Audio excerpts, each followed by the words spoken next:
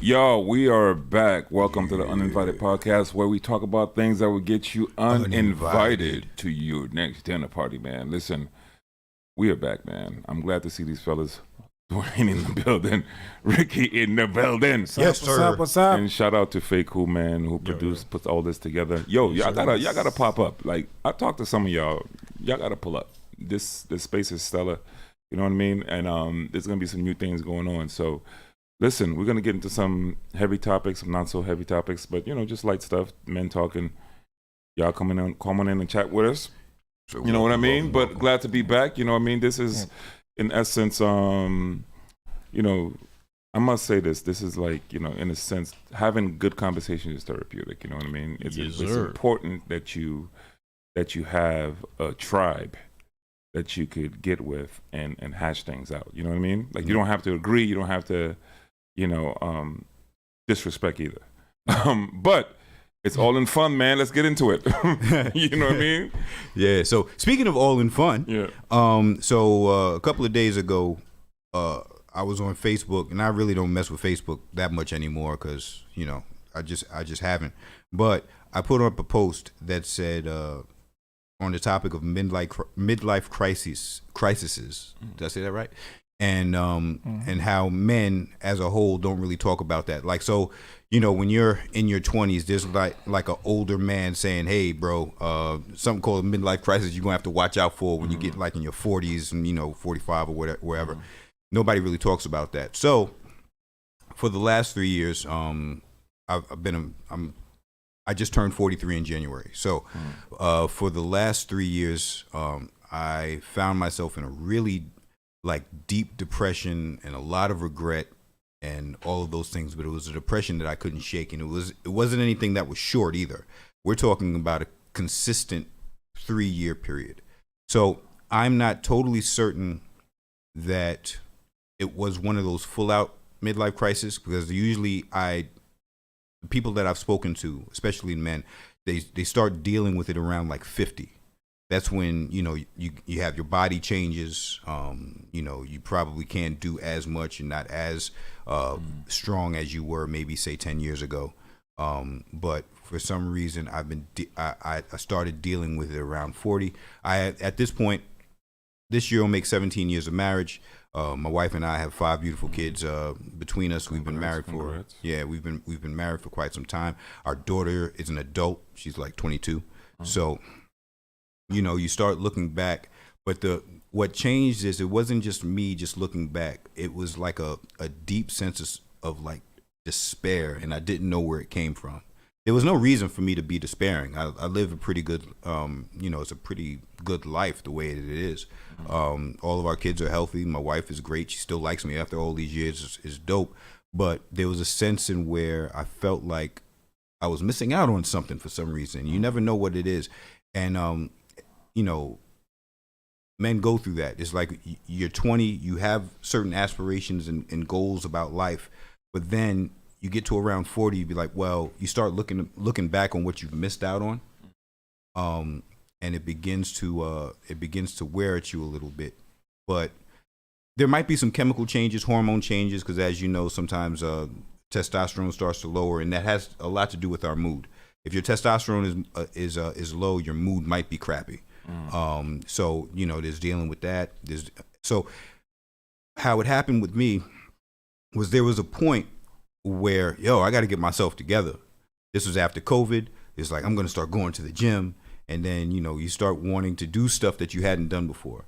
It's like I feel like I really want to wear like cologne now. Like I want to like start dressing differently. You just like you almost kind of want to feel that you still got it. Like when you walk into a room, people or especially women take notice. Like these are things that men around the age that we are. That's why you started working out? Oh no, come on, man. You know what it is. We've been working out since I was 18. That wasn't anything new. But when it just says, it's like what do I have to show for my life? Got it. Like but obviously the obvious answer would be like, wife, kids, I have a pretty good career and all of that stuff. But you start saying, there should be more. Like this is not what I saw when I was 20. It's like this is not what I should be further on in life. And And if you're not careful, a lot of times, and I've seen it happen, you want to almost kind of press the explode or the reset button and just etch a sketch your whole life and try to start it over. And in my lowest moments, like, you get thoughts like that, and then and it's very depressing. It's very it's like a day-to-day thing. Luckily I did have Shakia. That's my wife's name, by the way. I did have Shakia. She was very supportive. Like, whenever I told her some wild stuff. Like, I'm not going to go into all the conversations that we had, but I told her some wild stuff that if it was anybody else, like, I would be divorced just from saying it. But she was very compassionate, very understanding. She's known me since we were like 9. So a lot of things that I say to her, she knows that I'm not saying it in a way that I'm trying to hurt her. Yeah. This is just what I'm going through at the moment, and she knows that. So we would have hour-long conversations. She was like, okay, so, let's talk about this. Is this what you're thinking right now? Is this what you want to do? Let's talk about it.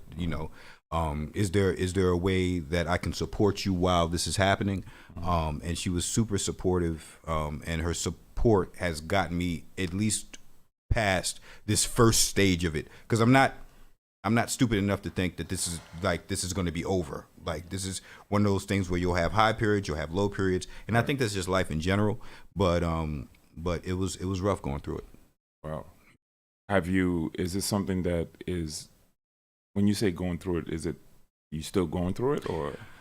Right now there's I guess a season of ease to where I'm able to kind of look at my life truthfully. So somebody came up to me when I said this on Facebook. Somebody commented. He was like, "Yo, I feel like I may be going through it now."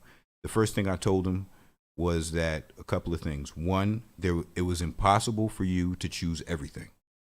In a sense, in where the moment that I chose certain avenues in my life, that means other avenues were closed off. It was it was impossible for me to live the life of a married man and an unmarried man simultaneously.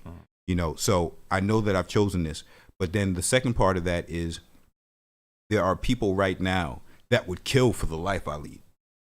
My life is great. Like, I have, I have the children, I have the wife. I have a wife that's extremely supportive. And when you're in that whole crisis stage, you're not looking at what you have. You're only looking at what you've lost or what you don't have. So I'm looking at unmarried men and be like, oh man, he got the life, man. He's able to go and come as he pleases. He doesn't have to check in with anybody. He's just like, he's dope. He's doing the thing. But I'm not looking at how great my life is. I really have no complaints, or I shouldn't have any. And of course, there are going to be certain complaints. That's just life. The grass is always greener on the other side. And whenever you have something, you're losing something else. So there's a point in where people always want it all. Like, I want to be able to do everything, and you can't do that. It's impossible. But you have to come to that realization, because once you come to that realization, be like, you know what, my life is actually pretty dope, and and it's all right to, where it is. Wow. Yeah.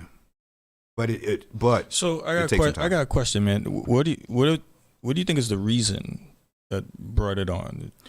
It could be, okay, so the regular life reasons, I got married when I was 26. So, there's always this, a thing where marriage slows you down. You're no longer, able to do all the things you might want to. It might be good, but it does slow you down quite a bit, in a sense where you can't go out and do what you want to do.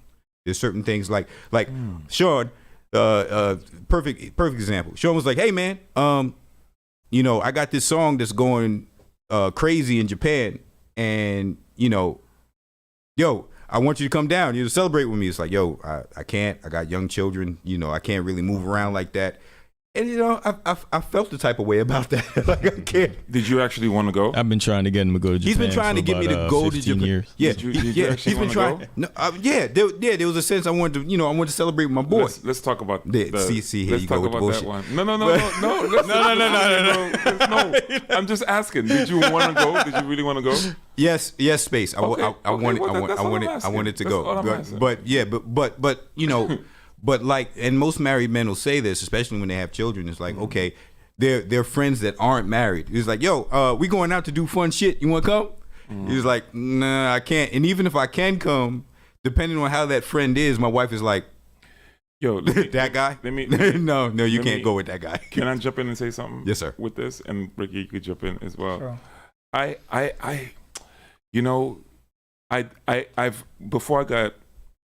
before I got married, right? Mm-hmm. There was so many like narratives about marriage. Yeah. So many things about like, yo, once you get into this marriage, man, it like most of the guys that you talk to made it feel like a jail cell. Like you're getting ready to enter into a jail cell, right? And so I don't know if this is just my personality or something, what the case may be, but there's a lot of things I just don't subscribe to. Mm-hmm. Like I don't subscribe to the fact that, oh, you're like, for example, when the word is said that, yo, you slow down, you're not gonna be able to do what you need to do anymore. I don't say the word slow down. I say I'm pivoting right towards something else. I'm doing this, which is called getting my energy. But I'm always a big fan of and a big component of like marriage, whatever relationship you get into. If you don't take care of you. Mm-hmm. Because at the end of the day, you got to deal with you. Right. Not your wife. Mm-hmm. Your wife can support you. My wife, anybody can support you all they want. They can try to. But at the end of the day, you sit with yourself. Yeah. And I'm always a big component of like, yo, if you don't take care of you from jump, so the marriage is not you. Mm-hmm. Your kids is not you. Mm-hmm. If you don't take care of you from jump, when you get by yourself, you're not gonna know what to do. Because what's an example though? Here's my example. Take care of me, like, yo, he wants to go to Japan. I could do that, right? Why can't I go to Japan? I'm gonna go to Japan. I'm gonna work it out so that I go to Japan. That's it. If I want to go out and I want to fly a plane today, right? I am gonna go fly a plane. Then who's gonna tell me no? Okay. If no, meaning like hear what I'm saying. I'm not saying it as a means of attack. I'm saying that this is just my personality. If I want desire to do something, I'm just going to do it. If you see me not doing it, it's because maybe I'm moving some things out the way for me to do it. Right. But you better believe I'm going to do it. The reason why I say that because I found out something a while ago, man, and call it my quirkiness, and my brothers and sisters can tell you this, yo. I've always, maybe this is a gift from God or something like this. I don't know what to call it. But I am able to self-medicate because I just come up with silly shit. and Robok and all that stuff. And granted, everybody laughs, everybody thinks it's stuff, but you don't realize how much it helps you. It helped me balance myself out in terms of like, yo, when you're by yourself, how are you by yourself with you? Just your own self. Yeah. No one around, no one influencing you, no one telling you anything, just you. Are you good with you? Yeah. Can you make yourself laugh? Right. Yeah. Can you make yourself do certain things? Can you enjoy your own company? Yeah. And if you can't do that, then how are you, like, that's just my philosophy. Like, I can't be good to anybody in no relationship. You know, I can't be truly authentic with anybody in a relationship because I'm not even that to myself because I'm so judgmental of my own self. And I found out that our treasure, my treasure, and our treasure as men, and my treasure as men, I have found out, is in the work. There's something that's attached to our personality and our being that when we're not working, when we're not striving, we're not doing something, whether you fail at it or not, or whether you succeed at it, but if you're not working towards anything, our hands need to be worked. Like, I feel like when God said, by the sweat of your brows, I don't think that was a curse. I actually thought that was a blessing. Well, he said it was a curse, but I'll tell you why. Okay. Because I really feel like there's a treasure in that if you can find it, right? In the work. Like, we don't feel well. I'll tell you, I'll put myself into it. I don't feel well if I'm not doing something. Right.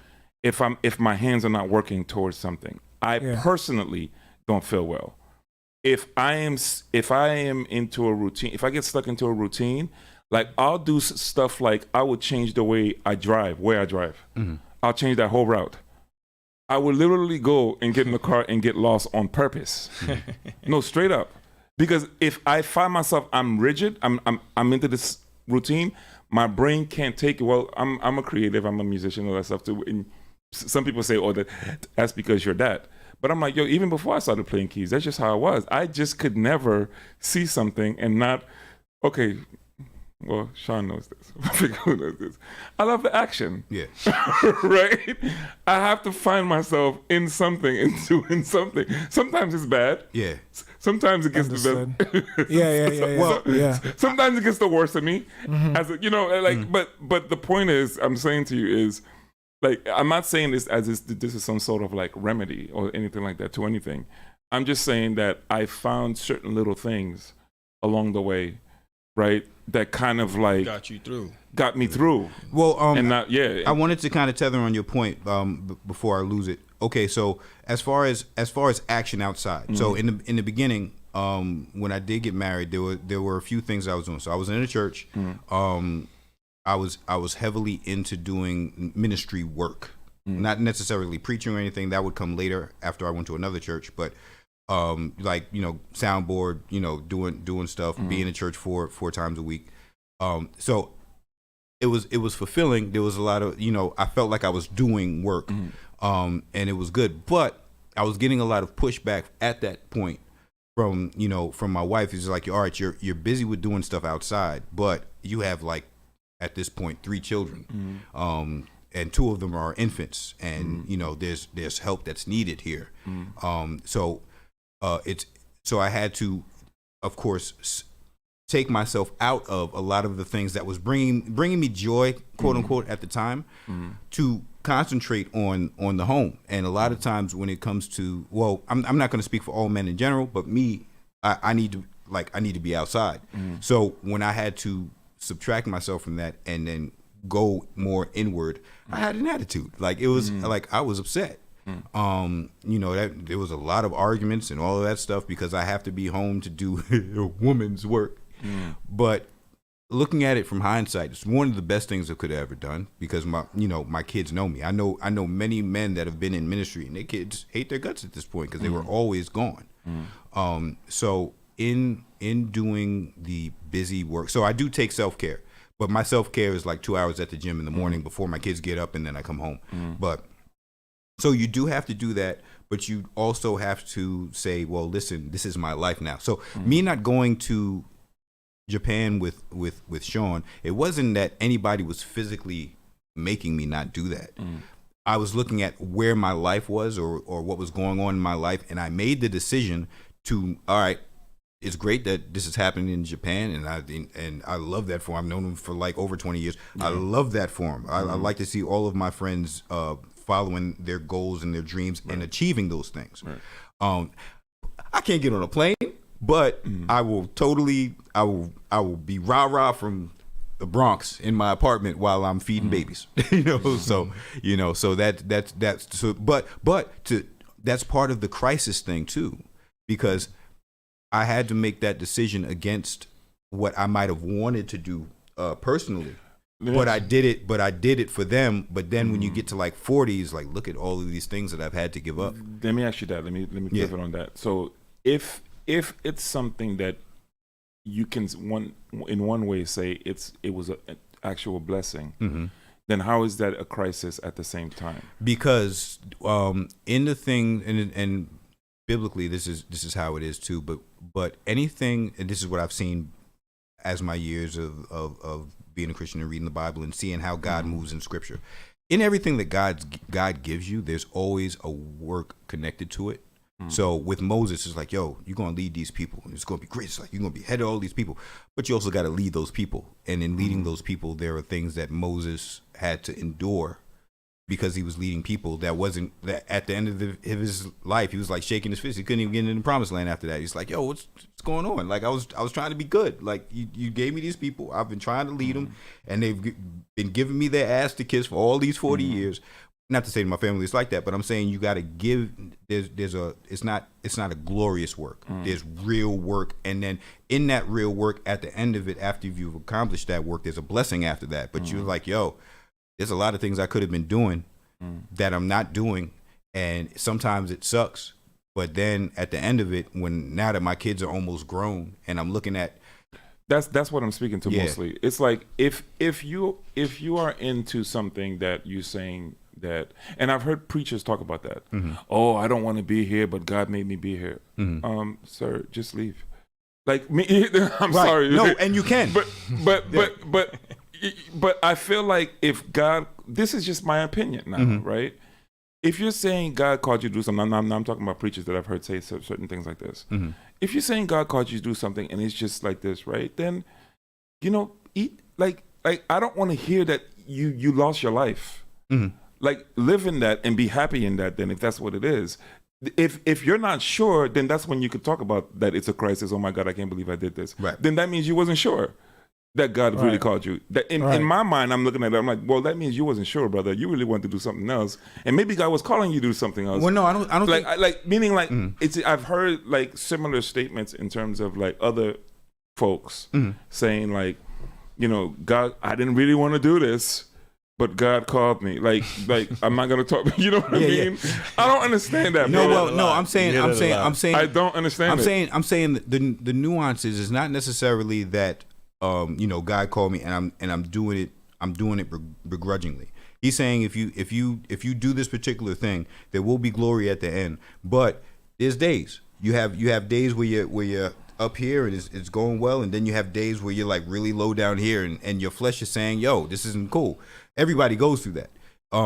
But this is the thing. I've heard that too. I've heard like there will be glory at the end, and that's the myth. That's the like. And there's glory during, because like I said, okay, I'm in the midst of it now. Talk about the glory during, because when they tell me glory at the end, that sounds like slave master stuff. No. Like, I'm saying you're gonna get reward once you die. No. I'm saying you know what I mean? Because no, like I can't enjoy the fruits of my labor now. I can't get that mention now. I'm sorry, I can't get that. Can I jump in real quick? Yeah. Before you answer that, Dwayne, right? Okay. Just put like a little point there. I want to go back to something you said earlier. Like you said, you were talking to someone on social media, right? Yeah. And they going back to the crisis. Right. And he shared that he was going through something similar, and then you said to him that you can't choose everything. That kind of stood out to me when you said that. Right. And I'm just like, yeah, you can't. But then again, in some ways you can. In my head, I had that like that, and I'm fighting with those two thoughts, right? As you were talking, and I'm just like, yeah, you're absolutely right. I mean, just logically speaking, if you choose something, it will automatically, mathematically separate you from this thing, the opposite, right? Right. Obviously, but in life, I think we need to be careful not to use that as a crutch as well. To what I mean? To kind of like sometimes we create obstacles that aren't really there. In our mind, because it's kind of the perception of it. It may seem like it's simple. Let me get down to examples so I can. I have an example for you. I'm talking around it. Yeah, I have an example for you. Because back to the Japan thing, I could have gone with you. Well, okay. The Japan thing is let's get away from the Japan thing, because there's probably plenty of reasons why you shouldn't go. Yeah. Right. But but I'm saying I could have gone. No, but just in general, right? There's a thing that a man wants to do. Right. There's a thing that you want to do. Let's just say it's perfectly fine, right? Like it's like we got to put everything on an even keel here to understand the real issue. And you can't do it because of circumstances. Right. Let's just say the reason is you will be doing it, but the reason why you can't do it is because of certain circumstances. So it seems to me the obvious math is to figure it out, right? Right. Like if this is something that as a man, you really want to do, for 5 years, 10 years, 15 years, however long, like, you haven't figured that out yet? Mm-hmm. You know, that's my first question. Mm-hmm. And I coupled that with, you know, there's a famous saying that me and Space like to use all the time, and it says, instead of wondering when your next vacation is, maybe you should set up a life that you don't need to escape from. Right. Yeah. We say that joint all the time. I'm gonna say it again for the audience. Instead of wondering when your next vacation is, maybe you should set up a life that you don't need to escape from. Now, like, take that with a grain of salt as well. But man, there's so much power in that as well. Like, yo, it's not. I'm not gonna sit here and try to sound like you can have your cake and eat it too in all circumstances.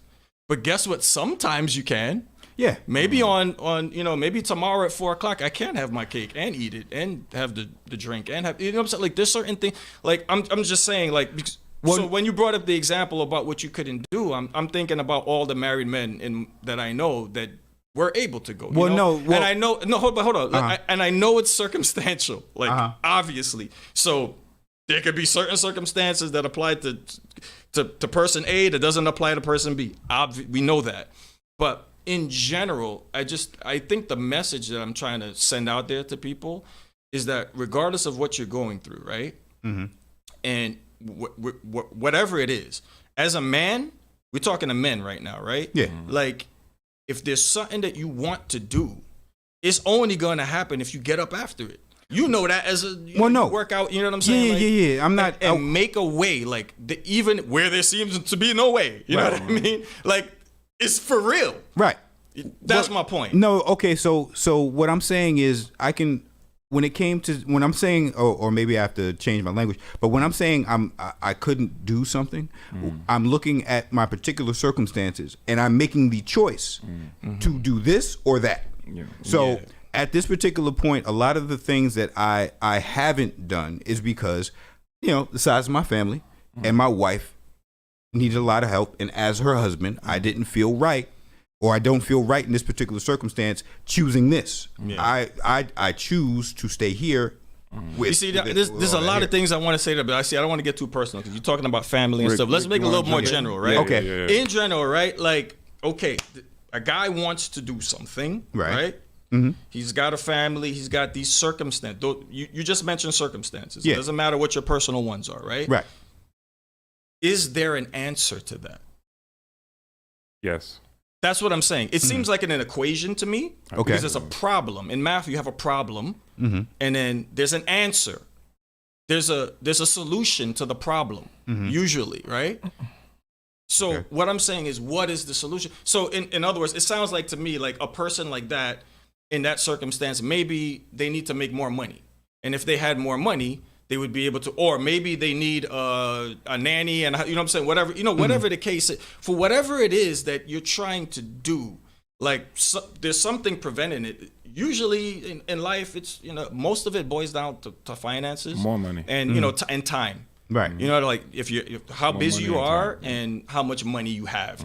That's basically answering 99%. You know what I mean, of the day-to-day issue. You know, so like, I'm just saying, like, what do you think the solution would be for the things that, or did you see a solution to the thing, or are you saying you're perpetually in this place? Because it sounds to me kind of like you're saying that, you know, I've just learned to deal with it and accept this for what it is, and then, you know, try to find some joy some other way around. Well, no, it's not really accepting it. I'm saying whatever my financial situation was, and it wasn't because of finances why I didn't do it. Yeah. Or why I don't do certain things. It's not because of finances. But we ain't talking about you. We're not talking in about general. me. Yeah, but right. It is for most people, though. But I'm saying a man is going to look at where he is, and he's going to make a certain, like, he's just going to make a choice on certain things. Yeah, so now, Dwayne, I gotta stop. We gotta go back and forth on this because I heard you say that already. Okay. My contention is like, you're gonna make a choice. Right.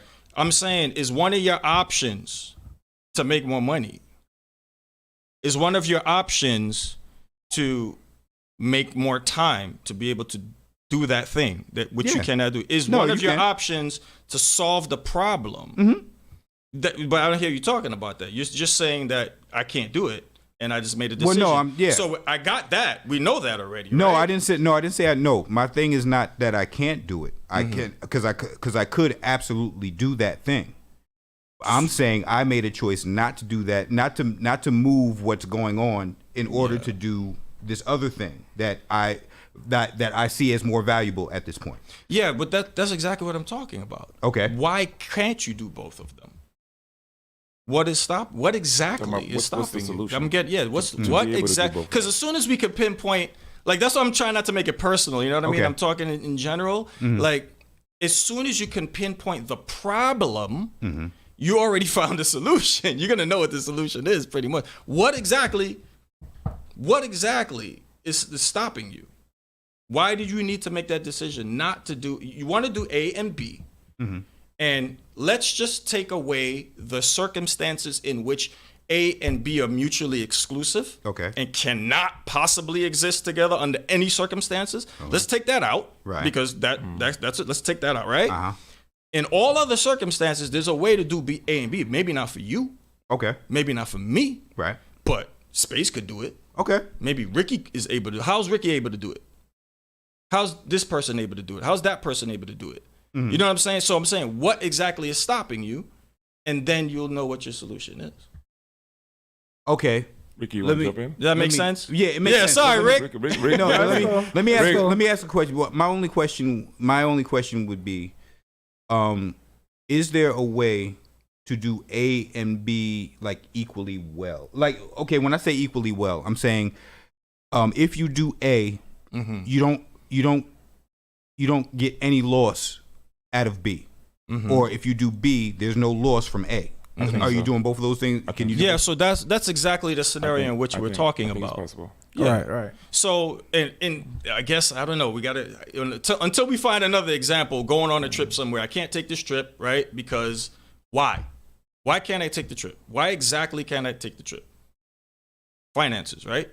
Or, well, yeah, there's other things. Job, time off, work. Time off, yeah. Rick, jump in, but I'll just say this: money answer for all things. Bro. That's what I'm. See, that's the point I'm basically trying to get to. We will not be having this conversation if you have enough finances to take care of Space, you see, you took it. I'm trying to kind of. To be honest, I'm kind of trying to force Dwayne to say that without me saying it. Because that's what I'm trying to. No, it wasn't money. It wasn't. He already said it wasn't money. I didn't say it was money. Okay, so then money wasn't the issue. So then, if it's not money, what is it? Like, is it your job? No, I had young children and yeah, but okay, so then young children, that means you need someone to watch them. Well, right, Okay, so that means you didn't have the money to bring them with you. Okay, and a nanny. You see what I'm saying? Like this, like someone else could do that. But it does. Well, I guess. No, of course. What do you mean? No, I mean that face. No, I mean at that point, I kind of. You understand my point. I kind of wanted to be. It might be so out of. I think it might be so out of your realm of thinking of a possibility for you that you don't realize that people are doing that every day. No, I know that. No, in my particular point, nobody else was watching my kids but me. But I'm just saying, that's just how I felt. But so, I hate to keep on going back to this example, but like my point is, there's a solution. There's a solution, like even to that problem. Yeah, no, there's a solution. It was kids. It was time off of work. It was okay. It wasn't money. Was it okay? All the money in the world is there to go. Yeah. Why? No, there's a solution. I'm saying no. There's a solution, and everything will be fine. Like they would enjoy it. It would be great. Like A would not be suffering. B would not be. You would be able to. Is there an option in which where you can do A and B and it'd be great? Yeah. No. I get you on that. It's just whether or not you take that option. Well, that's what I'm saying. Yeah. So that's what you really want, because that's what you're saying you want to do. Right. So if that, like for me as a man now, right? I'm talking about Sean Faku. I want to do this thing. My life is not set up so that I can do it. Exactly what Space was saying. If I don't do it, bro, I'm working. You better bet you're gonna catch me working towards that, because that's what I really want to do. And I think that that's the message that's important for men to hear. You know what I'm saying? As opposed to like, yo, you just always gotta. It's seeming like sacrifice all your ambition and wants and desire, and there's no way to have any of that. You know what I mean? Because I'm not hearing that in the conversation right now. Well, you know, the whole thing, and especially Rick, with jump in, man. Like, Rick is nodding away. Rick is nodding away. Like, brother, you just got to jump in, man. Yo, you got something to say? You gotta say something. I gotta hear you. No, I mean I'm thinking of a similar topic, not the same one. So I'm just gonna wait for you guys. What are your thoughts, brother? Mm-hmm. I mean, I this reminds me of people at work. You know what I mean? Like who complain about it day and night and stuff. And complain about what though? You know, just their boss. Oh, you know? So you think we're just complaining? No, I mean, it's similar. It's similar. It's not the same thing. Brother. Obviously, this is not what we're talking about. We're talking about, you know, being able to have, I guess, pleasures and also be a family person at the same time. I mean, I don't know. I don't really go for that, generally speaking. So that's why I'm like, I don't want to really talk about that because what don't you go for? What do you mean? No, I'm saying I don't really go through that. Oh, I see. You know what I mean? I've never really, since I've been married, we've been married pretty much about the same time. You got me by a year. A little bit, right? Yeah, you got me by a year. I don't think I've been through that ever. Like, I've never been like, oh man, the guys are doing something, I want to do that, but I have a family. You know what I mean? I've never really had that crisis. So you just, if you wanted to do it, you just do it. Yeah, pretty much. In fact, I'm more the type that would be I need to go out more. You know what I mean? Yeah. So that whole thing is so you guys are saying two separate things. Yeah, right? yeah, so yeah. What is the? So that's why I'm what like, exactly is the disconnect then between how you're looking at how Dwayne I think is looking at it, because it seems like you're saying opposite things. Yeah, I mean, I don't really see that as, that's not my crisis. You know what I mean? My crisis is more to be less of that, like to probably find more things to go after, so to speak, because I'm always finding like most things are too easy. I get to it very quickly and stuff. So I don't really have that as a crisis. So you get bored with it? Yeah, pretty much. But I mean, I don't know, like life just always throws stuff at me constantly. So I'm not like, I don't really have to look for that challenge necessarily. I am trying to start another podcast though, so that is probably okay. Well, that may be my one thing that's standing in my way. There's nothing wrong with that. Yeah. I think I've been telling him to do it. Yes. We've been talking about that project for a while, so that's the only thing I could say that stands out in my mind. But I have done a lot towards that. You know, it's just to turn on the camera and record. You know. So, do you have something that you actually want to do that you haven't done yet, but also is extremely challenging when you think about it?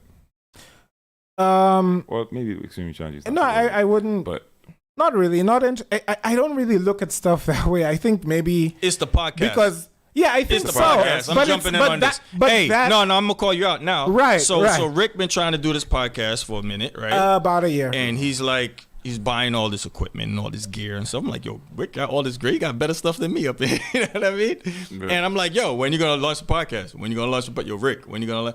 And Rick always proceeds to give me great excuse after great excuse for not doing it. They're pretty good. Just like, you know what I mean? Like, and just not getting on it. And I'm just like, yo, Rick, what did I tell you the last time we spoke, Rick, when we was in here? I was like, Rick, look, you're gonna of course, you're gonna suck. That's the simple. And you're gonna suck. I think you told me it's gonna suck the first time. I'm not even sure if I said not necessarily. Now it could, but be prepared for it to suck. Definitely. Right. But I mean, not necessarily. But my point is simply just this: like, if you and I am talking about myself. Let me talk about Sean Faku.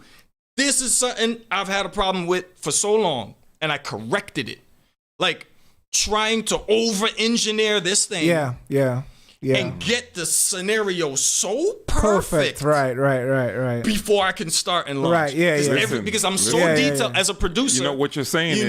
Like, we all go through that. Yes. Bro. I do that. I do that too. Yes, you know what I mean? I know you do, bro. Like, I'm so detailed on. Yep. Like, and I'm realized, oh shoot, but I didn't pull the trigger on that as quick. Why not? I'm hesitating to pull the trigger, not because I don't have issues with ambition. Right. I don't have ambitions with getting after it. That's just not me personally. Yeah. But over-engineering it. Yeah. Trying to get everything perfect. Gotta It'll make sure it's never right. be perfect enough. You just you just gotta start. That's right. That's what it was. Mm-hmm. For sure. I mean, it's important to know that about yourself. We it's all crazy. go through that, bro. Yeah. You know what I mean? We all go through it is insane. It is. I think it's an insane thing because again, it's like I thought about doing that. It was a dream. I was like, that's crazy. Who does that, right? In my mind, I'm like, oh, that's intimidating. It's whatever. And then I got over that and I was like, okay, what do you need to do it? And I got the stuff to do it. And so on. And I'm just like, okay, now you got it. Please tell me you got some SM7Bs and not the blue mics. Rick pulled up here with some I did. mics. Nothing against Blue if you want to sponsor this podcast. No, listen. Yeah, blue. If you want to sponsor it, sure, we'll take. Actually, now it's we'll take your microphone. Now it's Logitech. By the way, they bought them. No, out. Logitech bought them out. Oh yeah. Hold on. Let me just drop this. This will be my last point. Cool. Go ahead. Okay, so as far as doing what your passion might be in that particular area, you do have 24 hours in the day. You have a choice in how you're going to spend that 24 hours. True. In the cases of people like myself who may work a regular job, who may have children, wife, or whatever, what have you, when they say that they don't have time in a particular area, they're making a choice to say, well, in this particular case, because like I told you in the beginning of my marriage, I was out of the house a lot, and I had made the choice based on listening to the arguments of my wife and things of that nature, and turning my ear into her and saying she needs more help at home. So we have 5 children. So at this point, she needed a lot of help at home. So I had chosen to forsake a couple of things so that I can spend that time taking care of them. So would I be able to take that time and go into something else? Like I do that to go to the gym, but would I be able to take that time to, I don't know, get into music or get into writing or and I can do that. Mm-hmm. The question would be, do I have enough attention span to do both of those things? Mm-hmm. Some people would say yes. In living my particular life. So how you gonna find out? I said this is what I'm saying. Some people would say yes. Okay. Yeah, I know. So the question is, do you have enough attention span? I get it. And some people would say yes. And some people would say yes. Some people would say no. So I'm saying, how do you find out? I already know. I don't because I've tried it. So I can't do both. I can't. Can somebody else do it? Yeah. You know what's crazy? But I've made the choice not to. That's powerful what you just said, because let me just say this. Yeah. There is no one in the world that can unconvince you, or convince you to do something other than yourself. Right. Yep. And so if you say you can't, you're absolutely right. Yep. You cannot do it. You cannot. I believe you. Because you said it. Yeah. But the funny part is, my perception of that is completely different. Yep. Because at the same time, I could look at you and be like, I know you can do it. Yep. I know Dwayne can do it. But of course you can. No. Listen, this is just my perception. Mm-hmm. Yes. I can look at you right now from all the years I've been around you, like 3 years, 4 years, whatever. Pre-COVID, right? Mm-hmm. Yeah, you absolutely can do it. Like, there's no doubt in my mind, not even for a second, that you can do it. Yeah. But I can never, and that's the powerful thing about our words, right? Mm-hmm. Because you bind yourself and you free yourself by your own words. Mm-hmm. Yeah. So when you say you can't, of course you can't. When you say you can, of course you can. Mm-hmm. Because we're like gods, lowercase. Mm-hmm. I made you in my image and my likeness, right? What is this thing about God's in that we always say to our children, we can do all things through Christ who gives us strength, but yet we limit ourselves at the same time. Yeah, man. That's crazy. That's a crazy statement to say. You can have that cake, bro. You can't say eat it all things and another cake and say I can't cake at the same time. You can, bro. Because can't is not in God's vocabulary. No, it's not. That's a human thing. That's a human thing that you decide to say I can't, and unfortunately, God can't trump that because he made you like him. So if you say you can't, like a little God that you are, you've made that decision. You put the final straw in it, then you can't. Then nobody could tell you nothing. Then the conversation closed.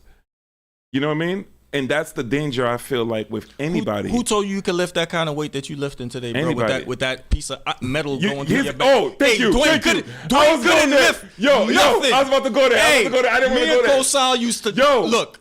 I seen homie on the gram beefed up. Uh-huh. I said, wait a minute. He couldn't lift nothing I before. said, He couldn't lift himself off you the don't ground. realize how much you inspire people. Just And now he's able to do it, right? I said, wait a minute.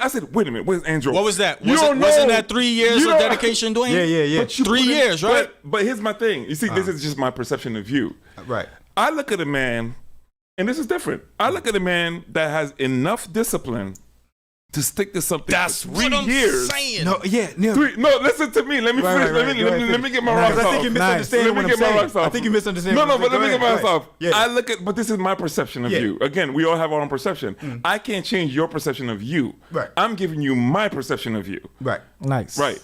So my perception of you was when I look at this man, I'm like, yo, this man has discipline to stick with something for 3 years, and look at the work, right? You posted on the gram. I'm like, yo, that's work. Whenever you see something like that, you know that that's the times when you didn't feel like going to the gym. Yep. And you went to the gym anyway. easy. It didn't come easy, bro. You stuck to it and you did it. And to me, that is one of the biggest foundations of being able to do anything when you can rule your body and manage your body and put your body into submission like that. Because if you can do that with you, ain't nothing that you can't do. That's the way I see it. Because if you can't rule yourself, right? So when I look at you and you say you can't, I'm a little confused. Well, no, when I say that I can't, it's not saying Remember, it's that my I don't- perception. I'm not trying When to get you to unconvinced. Or, you know. When I say that I can't, that's not me saying that I absolutely can't or I don't have the option to do so. I'm saying, whoa, okay, I can either go to this meeting or I can either do this and make this money, or it's Friday. I got movie night with the kids. I want that more. That's so hold on. Wait, Dwayne, let me say this. Hold on. That sounds like a choice. That's exactly what That's I'm what saying. I'm saying. But That's what he's trying to say. That's exactly what I'm saying. That's what I'm saying as well. I can't trump your choice. I can't trump what you decide to do. Yeah. But what I can also say at the same time is you can do both. Yeah, he's choosing to do one. You're just choosing to do one. I'm choosing to do one. But but there's another person with another perception that's looking at you. So like, situation. but I gotta stop. Okay. So, but this is the problem. That's not what Dwayne's original position was. Now, correct me if I'm wrong. Dwayne. I heard you say right that some people could do both, some people can't.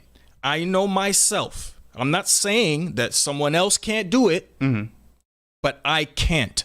Okay, That's saying, what you said. That's not. So the he don't same. want to. That's He don't making want it to. That speaks. Maybe it's a choice of words, but that Yeah, says probably choice loud of and words. clear. You know where I'm going with this one, but let me just get it out for the audience, right? Yeah, go ahead. Like you're saying loud and clear that you don't have the ability. You don't think you have what it takes to accomplish both things. You can't do it. Whether you don't think you don't have the time, you don't. Whatever it is that you're lacking, you do not have to be able to do those two things in tandem. I don't believe you can do both well. You can do both. But I don't believe that's you can to do the both well. eye of the beholder, though. Huh? That's yeah. you see, that's you again you. limiting. That's all you. What you think? Okay. If you think Dwayne, you let me can't give do you it all an well, example then of you a can't do couple. it all well. Let me give you guys an example of like a married couple that I know, right? That I admire. I ain't gonna say their names on here. They're friends of mine, right? Friend of mine. He's very well to do. He worked hard. He made a lot of money. He's in the airline industry, and he lives in 2 countries simultaneously. One of the baddest cities on the top of the tower, whatever. He's really lavish type of life, right? He has another place. He lives in a hotel here somewhere in the crib. Like the guy is doing extremely well. He has a family, he has a wife, he has a family, his kids. I watch him all the time. He's always posting, food. He's going out here. He's doing this. They're living this life, like I said, you know what I mean? Instead of wondering where your next vacation is, maybe, set up a life that you don't need to escape from. He's doing, I'm watching him do it.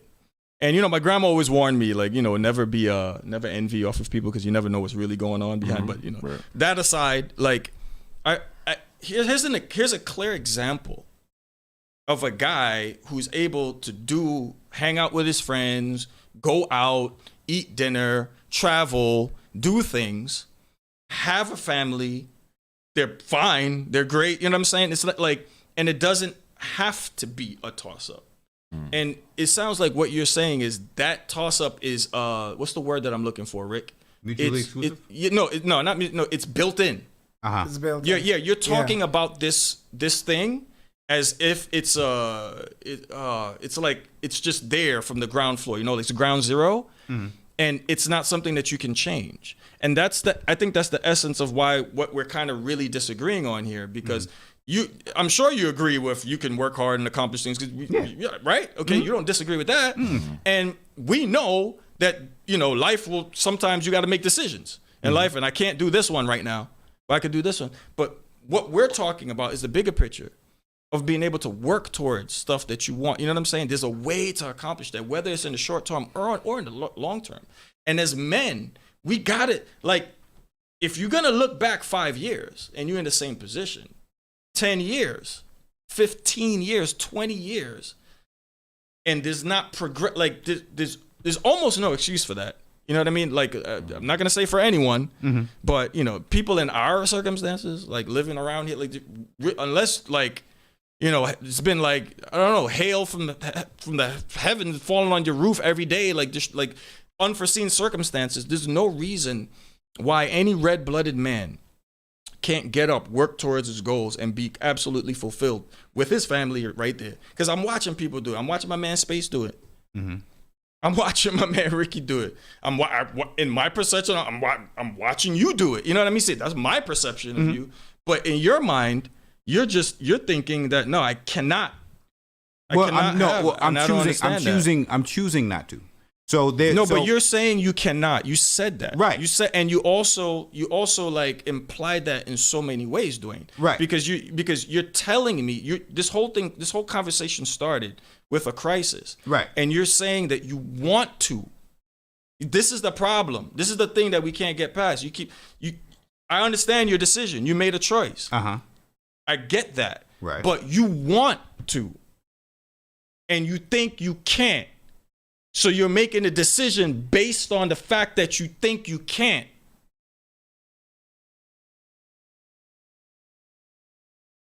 You know what? There's a lot of men that has that disposition. If we generalize it, like, there was one time I remember. I'll just tell you guys this, right? No offense to people that are married, men that are married. Yeah. I used to hate hanging around married men. It's depressing as hell. It's some of the most unambitious men ever.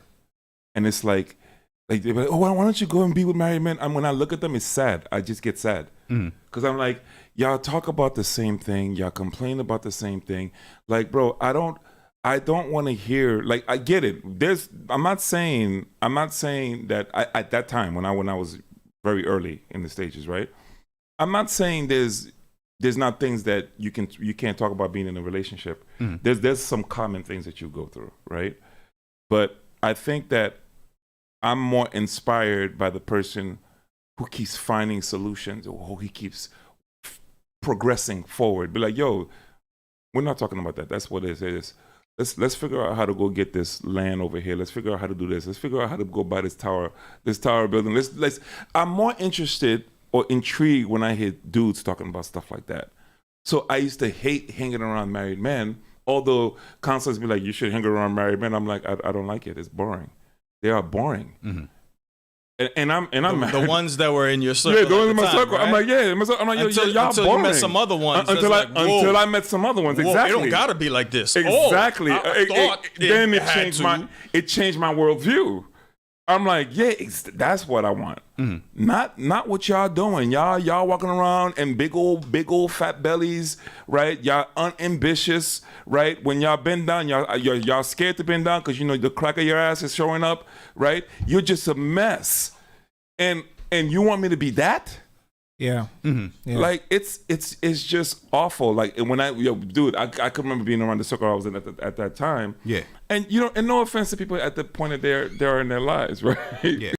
Right. I'm not, no judgment, right? Yeah, yeah. Well, if you just can't put down a cheeseburger, there's no judgment. Well, yeah. I mean, but what I'm saying is the fact that, like, I used to get counsel to do that, and I used to hate it because when I used to be around it, it's just the most uninspiring thing because the life is, oh, you're gonna get home with your daughter, or we just holding on to keep on. Well, no, and yeah, some of them are horrible. It sounds like a bunch of dudes in jail.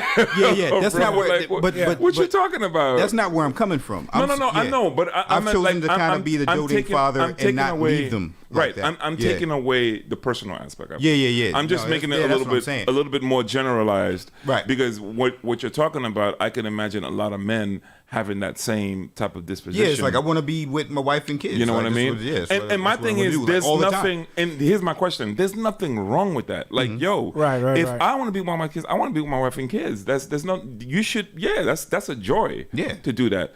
But what I'm saying is, where I get confused at is, it shouldn't be years later that the fact that you made that decision to do that, then years later is looked at as a crisis. Well, yeah, or it's looked at like, well, dag, I missed out on a lot. Well, what you did at that point was dope. No, it was dope. You hanged with your kids and you did that. That's a great moment. I don't have no regrets. Well, right, but no, I'm saying it's dope. But you have to, like, in living any type of life that you live, there's always going to be points where you look back, like 20, like you done it 20 years ago. You're going to look back as like, did I make the right decision in these 20 years? That's true. Even that if I can point to people that I know that have no children and have been traveling all of their life and all of this stuff, but every once in a while they'll look at a child, they'll look at a baby, they'll look at people like me about like, I don't have grandkids yet, thank God, but I'm just saying they'll look at people like me who's like, yo man, you had all these kids and stuff like that, and then for a moment they'll be like, yo, did I make the right decision? And that's the essence of every crisis, every midlife crisis. Do you think that's the okay? So all right. Of every midlife crisis is there's a point in life where you're like, you look back, it's like, yo, so did I make the right decision? You just highlighted by saying that, you just highlighted the solution. So then that screams to me that we are constantly comparing ourselves. Because to come to a place where when you look back at your life, you say, did I do this, right? You there's a point of reference, that there's something that you're referring to that looked better or seemed better. Right, at the time, yeah. Then now that becomes what's that famous saying is FOMO? Is that becomes a sense of FOMO, which is terrible, because when you start comparing yourself now, can that be the reason why, or one of the ingredients of midlife crisis? Right. Is the steady comparison. Yeah. For sure. And then now you look back, you're like, well, I didn't do this like this guy. You know what I mean? And now you start. And of course, whatever you didn't choose will always be like romanticized, right? Yeah. To you, it would have been successful. Whatever it is, because again, right, it would have been successful because you went this way and you're like, you know what that became, but when you're making that comparison, you always be like, well, that could have been better, right? It wasn't that I made this choice and I'm comparing it to something else that could have been, and I know that would have failed. You know what I mean? Because that'd be quick. You'd be done real quick. And so on. It's always like, that might have been better. You know, it's like, So I think it is good. It's comparison, but it's also, it's not just comparison with other people, but it's also the comparison with your past now. I think that's the biggest one is you're with looking yourself. at your past, and you're like, yo, I could have done. Well, I have that. I have that with sports. I have that with basketball. You know what I mean? Right, and at this point, you may not be able to do it because you're not 20. Right. Or I can't all of a sudden be unmarried with no children. Like that's impossible because I have them. So so you're like, oh, did I make the right decision, or could I have done this in life, or could I have done this in life? And then that's what I told the guy. I was like, listen, your life is dope. There's people that would kill for your life right now. It's just loving your own life, for what it is and for everything that it's not, but also for what it is, and it's dope. Earlier this week, I was watching something with I always do this. It's not Matthew Broderick. It's Michael J. Fox. Right. So he was in an interview, and I think he has Parkinson's, right? Yes. So he he's doing his thing, but he still has this really like joyous attitude, right? So he said something, and then they were like, "Stop! That's a quote." So what he said was, optimism can be eternal as long as you have gratitude, So he said, with gratitude, you can have eternal optimism. That's what he said. Yeah. And then I was like, wow, that's really something else, because I think maybe for me, as I got older and I was, because I think even when I was a young kid, I was comparing myself to my younger self. Like I've always been doing that. But as I got older, I started to look back in gratitude. I've been very happy for a lot of the things the choices I did make and the ways I could have gone and what I've seen other people do. And just be like, wow, it was 2 minutes later and I would have not gotten to this or whatever. I've had a lot of that happen in my life. I mean, I came here a month after 9/11. You know what I mean? I could have gone so many different ways. And even when I got to go to school, he was like, oh, if you came here 3 months later, we would not have been able to do this. All types of laws change. A lot of this stuff has happened. That's one example in my life. And I'm like, man, I seem to always be on time in the right way, and so on. Even my wife, meeting her, she was like one of the last females I met in my circle, and it was some type of crazy thing I did that I'd never tried before, for the most part, how I met her. You know what I mean? So I'm like, wow, I'm glad I actually went ahead and did that. It's one of those weird things. So like, I think as I've gotten older, it's been like looking back, but in gratitude. So I'm kind of like happy. I don't feel like pull back, but absolutely, there's some things that I wish I had continued to do. You know what I mean? I'm like, man, but I realize all the time, I could still do that. You know what I mean? I could still jump on my bike and ride like I used to ride. I could still do that. There's men older than me doing that, Yeah, man, there's 80-year-old running marathons, bro. Oh, absolutely. Can't nobody tell me what you can't do. That's what it is. Like, so I think we go for both. Like, I think it does make sense to take stock. But you want to try as much as possible not to stop on the, on those occasions and stuff. Because, well, and like I said, it could, part of it could be FOMO, part of it could be hormonal. That deals with mood as well. Yep. So not getting enough sleep. Right. All of that, stress. Yep. You could be working hard, things of that nature, and you do begin to spiral. And when it comes to mental health, sometimes we can't just make ourselves do it, or make ourselves feel better about it. We can make ourselves do it, but we can't make ourselves necessarily feel better. But I also want to say something very quick before we move on, because I feel like it's not gonna come up, so I might as well say it. There are also times when you're getting to that place where you're like, man, I don't know if I made the right decision, and it's coming to you because there are forces at work that are trying to make you feel bad about making that good decision. What are those forces? I'm saying the devil is trying to stop you from feeling good about making that good decision. He doesn't want you to feel good about, staying home with your kids. He wants you to say, oh my gosh, you could have been this, you could have been that. And honestly, there's the reward for that is eternal. I want to ask a question about that. And it's sure. It's like those people, those of us that have kids, you love your kids and all that stuff, right? But what do you think comes first? The will of God for you or your family? Your work that you have to do on this earth before you leave, or your family? Which one comes first? I think they might be inextricably bound. Yeah, please explain. This is huge for me. Like, I'm gonna try to be very brief about that, but me being a father seems to me to be the most important thing I've ever done in life. I cannot think of anything I go and pay, and I'm not being like corny or anything. Like, this is how I've felt like before I was a father. Like, I looked at my father and what he was to me. He was a good father, and I was like, if I could do that in somebody's life, like, that would be enough. You know what I mean? I really felt like that. I like that, and I still do. And I see how my daughter is and how she's turned out, and when she walks into a room, the way people act with her and stuff. And I'm like, I think I had a little bit to do with that.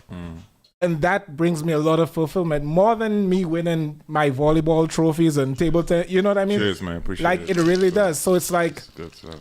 And of course, that's going to last longer. So I feel like it's hard to separate the two. I know there's a lot of stuff I've done, accomplishments, but for me, it's like it's one of the ultimate things. Like if I do this well, I think I could not do a lot of things well and still feel good. So let me ask overall. You this. Let me ask you this. God forbid. Absolutely. God forbid. Let's say you didn't get married. What now? Would that still be the ultimate? Like, how is that? If it's an ultimate, if you wasn't married, or let's say, I hate to say this like this. Well, say it. We're talking about scenarios. Let's say a parent, child passes away. Mm-hmm. Then what is your purpose now? I think your purpose on the earth. No, like me, you know what I mean? Like, what do you do now? Because if everything's attached to the child, then what do you do when the Well, no, we're not gone? saying No, that it's not attached to the child. Like it's a. I think like it's kind of like what you said. Like some things you do, you're like, oh, at the end there'll be a reward. I feel like when your child does well, it's a present reward. It is, so to absolutely, speak. absolutely. But it's not really what you did. Like I didn't make her act good or bad. Right, I just know what I've done. You like instilled in her, you planted some seeds. So that would still be there, even if she, God forbid, dies tomorrow. I still did that, and there's always going to be, like that's still going to stand because the reflection of that again, the things we have now, the people she's been able to impact, but I've not impacted. That's still gonna be even if she dies, and so on. And of course, the lessons I've learned being a father, that's still going to stay in me. So when I father other people, she's not the only person I've ever fathered. You understand? I've ever given advice the same way I've given her advice. So that's still going to be there. So what happens for the guys that don't have kids? Well, they can still be fathers. They don't have to be fathers. I'm saying is they do whatever they do. Is fathers the epitome of doing? Well, it may be different for. Something? That's what I'm saying. It's different for different people. Yeah, it's not. I was answering it's for not myself. that. It's not that being a father is the epitome of God's will and that everybody should do it. We're saying. No. I'm saying not that, even marriage. That if not even marriage. I'm saying in my particular life of having the amount of children that I have, or having the wife that I have right now, my main focus is them. If I wasn't married, my main focus would be something else. But that's just how it is. It's funny because I'll go back to saying this again. It's like I watch a lot of things, and we could pivot to watching people. I watch a lot of things, and even fathers that talk about their families and men that talk about husbands and wives and stuff like that, yo. Sometimes I just get so bored because I think it's the most corniest thing. That's why I said that. I said oh my God. I said it out there. It's they're corny. So corny. It's so corny. It is. Because my thing is, it's like, guys, here's my problem, right? And I think maybe that's just a me thing, right? I'm like, bro, you wouldn't be talking like that if it was just us. I know you wouldn't talk like that if it was just us. Yep. Oh, so quiet. You know what I mean? Like you would not talk like that if it was just us. You just because the women are here and you're just so scared, bro. I can't stand. And to me, if you are going to say, like, if you really want to go there, granted, I'm not talking about discernment. I'm not talking about choosing when you need to say something. Right, that's a different thing. Right. I'm talking about this image of, I do everything because I just want to keep my wife so happy. Bullshit. No, because that's not how this. Because that's the aura. That's the aura that I be watching it, and I'm like, yo, man, these guys are so corny to me because you don't mean that, bro. Yeah, like I pull you aside ultimate. and I give you a couple of drinks. You singing something completely different. What you talking about? Yeah. By the way, fellas, sorry, we had a comment while I stepped out. It says Sean sounds frustrated. I agree. Yeah, no, there's Nat's on here. I get. Look, I didn't know anybody was on here. I get hot about this topic, man, because I want to see, bro. My heart, yo, like, you're gonna get me. The single tear is leaking down my. Cry, bitch. I want to see, dude. I want to see my homies win, bro. Like, I'm so passionate about that. Like, I just want that to happen, and like, I don't want to hear. I hate hearing any type of like negative talk. Like, we gonna get through it. we're gonna work through it, and we're just gonna come up. I like that. Like, you know what I'm saying? And that's just like, I don't know. I'm just passionate about it. But anyway, Natalie texted me. She said, okay, so this is going back to, I guess, the midlife crisis thing. She said, is it possible that the midlife crisis started before the questions that came up? Perhaps depression and all that stuff was already there, but just showed up during midlife, in quotes. Yeah, that's actually pretty. That's actually pretty true. Which made me kind of think whether it was a midlife crisis or kind of depression taking its toll in a sense, because there have been pockets of depression from like my 20s, but it seemed as if, or it was always easier to overcome it then. Like I could always just kind of either stuff it down and keep moving, but the last 3 years, it was like prevalent almost every day of those 3 years. Might I suggest that there's a difference between overcoming it and pushing it down? Right. No, that's what I'm saying. No, but you said it. Well, no. I'm not saying it. I'm not saying it's the same thing. I'm saying in stuff. I guess I was able to kind of not really think about it as much, but until like maybe 3 years ago, to where those tactics that I used no longer worked.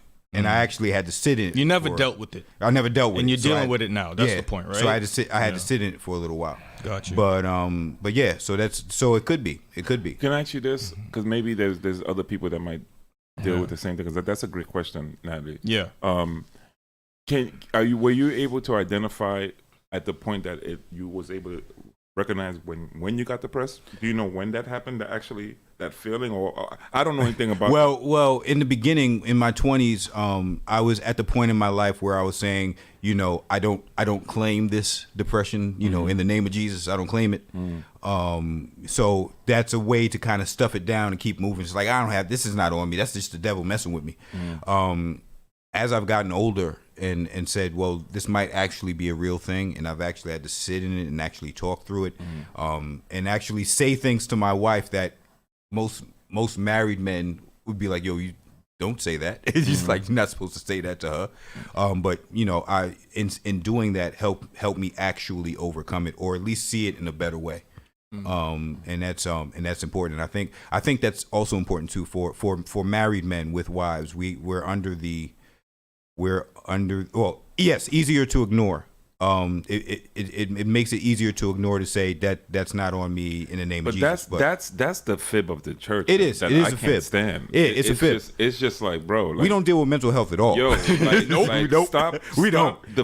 We do a whole bunch of deflecting through Jesus' name. Yeah, a lot of people's marriages are dying. A lot of people won't confront the real issues. And we never confront the real issue. So in confronting the real issue now, and especially actually being able to tell my wife the truth of everything that I'm going through, which is something else we don't do. Not we, but I'm saying if you go to church, I haven't thought about that. Yeah, you don't. By the way, because like some people would be like, well, you can't tell your wife everything. How come I know exactly what he means? And that might be. Well, hold on. It might, and that might be true. But I'm saying you have to foster the type of relationship, and a lot of times when people are saying that, they haven't necessarily fostered the type of relationship with their wife to be able to do that. Now, the wife may not have the capacity for that at this point, but the goal is to try to get them to the capacity. Like, listen, I can tell my thoughts to you. That's true. And you're not going to jump out the window. I agree with you 100% in terms of listen. No, I'm going there. I agree with you in your efforts. Well, no, it's not effort. Right? I actually do it. You're trying to do that, right? No, it's not my efforts. I do that. Okay, all right. Yeah. But I'm just saying, I just think that there are some things are not for women to absorb. And there are some things that's just for men to absorb. I believe there are some things, when they say iron sharpen iron, right? Iron sharpen iron, it looks like each other. It resembles each other. Right. Another iron I'm looking at is another man. Yeah. Another man can sharpen me, because there are certain things that they can say to me that can get me to, like a wife. I don't care how much they know me, they can't pull certain things out of me, and vice versa. There are certain things from a woman point of view that I can't touch. We're different. We're different. You got to go talk to another woman about that, right? But that's not what I'm talking about. And my thing, listen to what I'm saying. Right, you give your perception. I'm just giving my perception. All right, go ahead. My perception of this is like, this is just my own belief. Is I believe a woman should foster what the thing that you're talking about, fostering relationships. I believe a woman should foster other relationships, healthy relationships with other women. Okay. That keeps them balanced, right? Because there are things that no matter how much you say it to me, right? I can have compassion. I can do that, right? I can have compassion, I can have empathy, but I'm not gonna fully understand because I am not in your body to understand. Versus a woman can come and tell you exactly what that is. Vice versa for a man, which is why I believe too, there are some things are not for women to absorb because they don't have the capacity to absorb it. And there's some things that are not from a woman's point of view that a man can absorb. Right. Can't absorb. Now, I would love to be like, oh, you're my bestie. We tell each other everything. But the truth of the matter is, there's something I just can't really tell you because you're just not going to understand it in the way that I need you to understand it. And you're not going to give to me in the way that I need you to give it to me. Like, well, wait a minute, pause. But you're not gonna. I was about to go somewhere, no cap. And then my next phrase is gonna be no cap. But it's just, and again, I'm not saying I'm not saying this because there's a deficiency in women. And a lot of times when this is statement is that then your significant other can't handle it, no, it's not that they're deficient in handling. It's just we are different. Right. No. Very different. Okay, but so I can't. That there are some things in discern, and then also discernment takes place, right? Yeah. There are some things I could check the temperature a little bit, and I could tell you about that. And there are some things that I know if I say to you, because whatever I plant into you, you multiply, and that's also biological. So I have to watch what I put inside of you, because you're gonna take it and you're gonna do this with it. Right. It's the same thing. It's the same thing when you tell a young girl, right? Hey, what's up? And they think marriage. Yeah. They already, because their thing is as soon as you tell them, right? They're running off thinking like, oh my God, he likes me. He loves me. Did you see how he looked at me? Did you see how many blinks? How many blinks he gave me? Like, yo, bro, I just said hi to you. You see how much we're different? Like you're already going off the cuff. All right. So I get that. But and so there's some things you just can't handle as a woman. Straight up.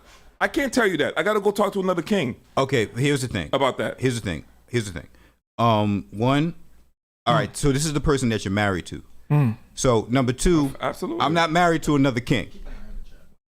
I'm not married to another king.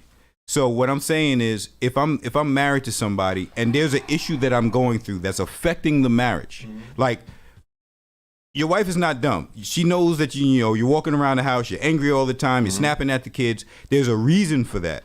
So in those particular cases, me talking to some other dude about what's going on in my marriage and not dealing with what's going on with my marriage with the person I'm married to, I'm saying that's a danger sign. I'm not saying that you Wait, sorry, man. Can you say that again? I missed that. What? Okay. No, don't say it again. I know. No, I literally missed it. I'm saying that you're not married to another dude. You're married. I'm talking about there's issues. No, we're talking about something completely different. That's what I'm saying. That's why I'm trying to tell you what I'm talking about. I'm saying that there's issues in your marriage that and your wife knows that you have an issue because your wife is always observing you in some way. If you put your pants on different, she knows something is wrong. So it's so there are things that there are conversations that you and your wife need to have in order for her to know where you are, why you're acting the way that you are, and there are certain things that you need to go to hash out in order to make your marriage better. So I'm not saying I'm exposing like all of everything to my wife. I'm saying that there are certain things that are pertinent to our marriage, which we were talking about. And there were conversations that most people would say, no, you should never have that conversation with your wife ever. But I'm saying, well, I'm dealing with it. And if I keep it from her, she's going to know something is wrong. But I'm saying, yeah, we have to talk about this. This is a conversation we have to have.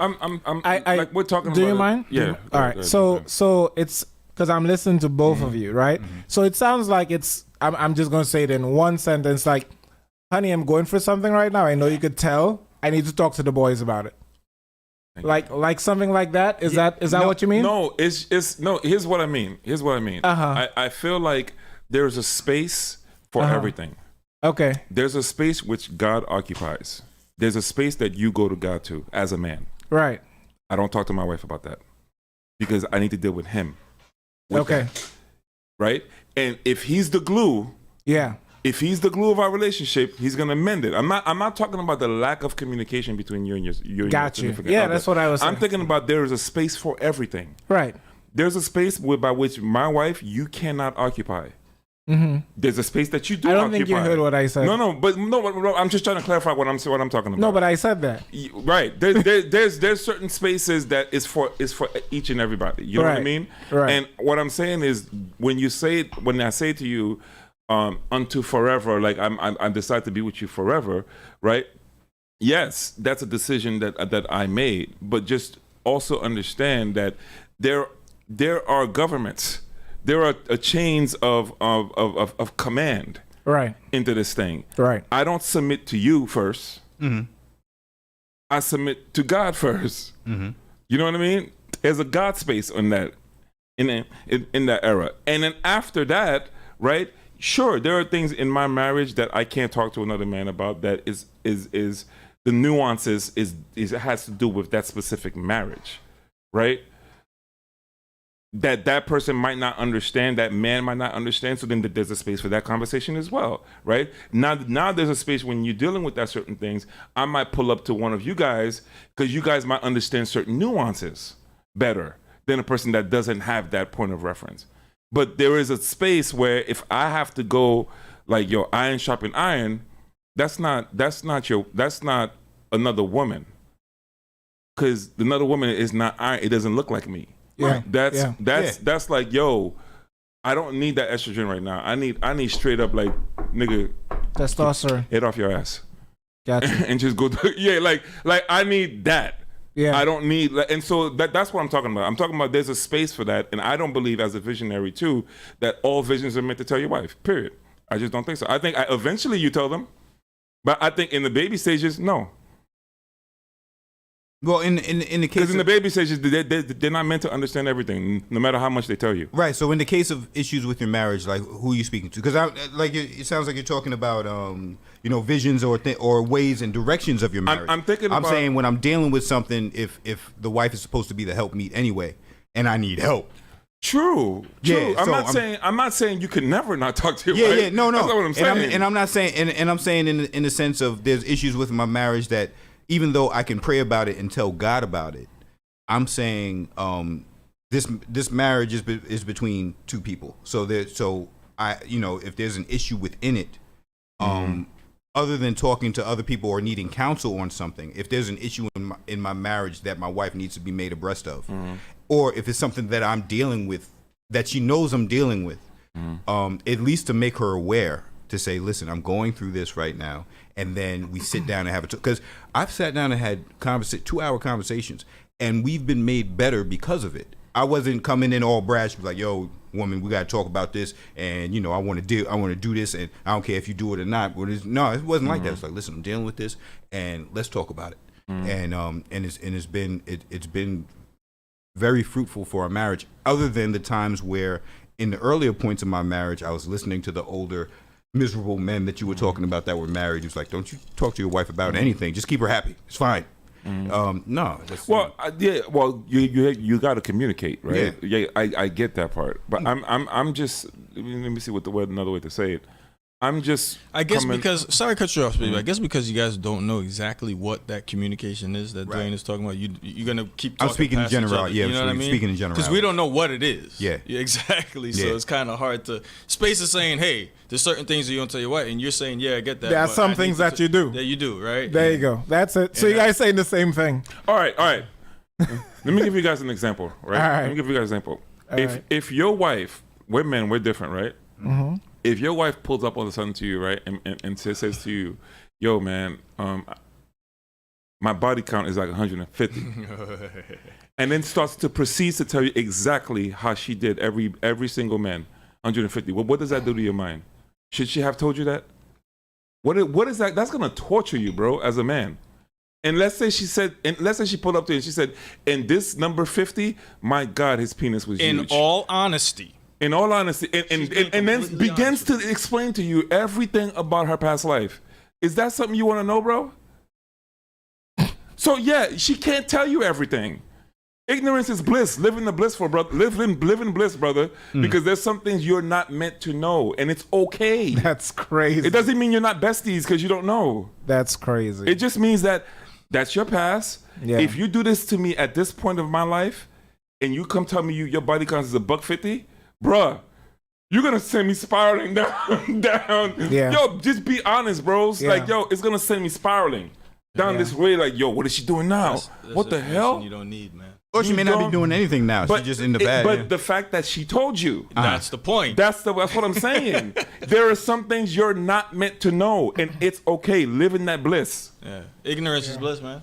Live in it because it will help you, Perhaps. not destroy your marriage Yeah, perhaps. or your relationship, whatever the case may be. But also when you tell, you have to know what their capacity to say stuff. So your wife being married to you, probably, I shouldn't say certain things. She knows that. And in my particular marriage, we both know what our lines are. But if it's something that you're, if there's a subject that you're dealing with, me not telling you is not going to help. Like if it's one of those things where it's that bad, and it's like, listen, I don't know how I'm getting over this. I don't know. You talking about yourself? Yeah. Well, in general. In general, we're talking general. We're talking in general. general. We're not talking. So, or if I need to tell my wife something, it's like, listen, this is. No, something. I meant you talking about the guy, you or the woman. You're talking about going through something. I'll say both. Okay. In a general term, if somebody is going through something so bad, and it's something that needs to be spoken about, then you already gave it that caveat that it needs to be spoken about. Yeah, it needs about. to be Then spoken it needs about. to be spoken Yeah, about. then I would say talk about it. I think that's the whole debate, though. Is does it?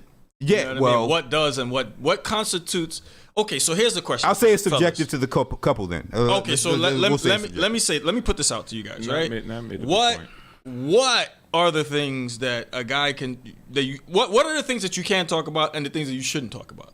From a man's perspective, we're all men here, right? So what an example then? Don't give me your body counts. I don't want to know. Okay, that was a perfect example. You don't agree with that, Dwayne? You want to know that? No, I know you have a past. If you're gonna make the argument, because it seems real. like Dwayne doesn't agree, right? So I don't know, maybe you do, but devil's advocate if you need to. But if in what scenario, bro? In what world does knowing that information make it better? I mean, what is the % chance of things being better as a result of knowing that information? Well, if in one case it may be better because one of those experiences might have been traumatic in a sense to where she's drawing away from you for a particular reason. No, that's not what I asked. You asked me how would it make it better if she's able to talk about it. Well, I'm saying, like, what are the chances that I did ask that. I'm sorry, but what I'm saying, like, the point I'm trying to get to is, like, I'm sure there are scenarios that exist. Yeah. But I would say, I guess somewhere around 99% of the time, it's not. That's my point. Okay. So let's focus on the majority. Mm-hmm. You know what I mean, as opposed to the minority. You know what I mean? It's kind of like the abortion